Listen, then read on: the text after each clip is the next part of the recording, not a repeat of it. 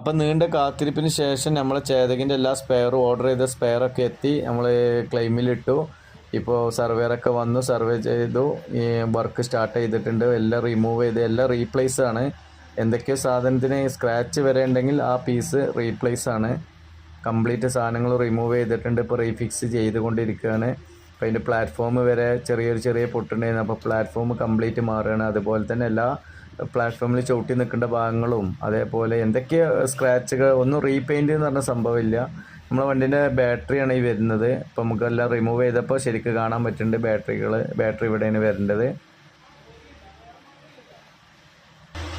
അപ്പോൾ അതിൻ്റെ വർക്കാണ് ഇപ്പോൾ ഈ നടന്നുകൊണ്ടിരിക്കേണ്ടത്. എന്തായാലും നമുക്ക് ഒരു ദിവസം കൊണ്ട് അവർ വർക്ക് ചെയ്ത് തരാമെന്ന് പറഞ്ഞിട്ടുണ്ട്.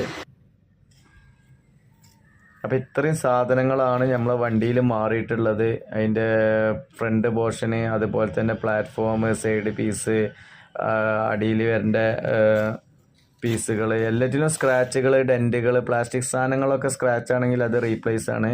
അതുപോലെ തന്നെ ഡെൻറ്റുള്ള ഭാഗങ്ങൾ, പൊട്ടിയ ഭാഗങ്ങൾ എല്ലാം മാറുകയാണ്. ഹെഡ്ലൈറ്റ് വരെ നമുക്ക് ചെറിയ സ്ക്രാച്ച് ഉണ്ടായതുകൊണ്ട് അതുവരെ മാറി കിട്ടിയിട്ടുണ്ട്. അങ്ങനെ എല്ലാ സാധനങ്ങളും മാറി നമ്മളെ വണ്ടി പഴയതുപോലെ ആയിട്ടുണ്ട്. ഇത്രയും സാധനങ്ങളാണ് നമ്മളെ വണ്ടിയിൽ മാറിയിട്ടുള്ളത്.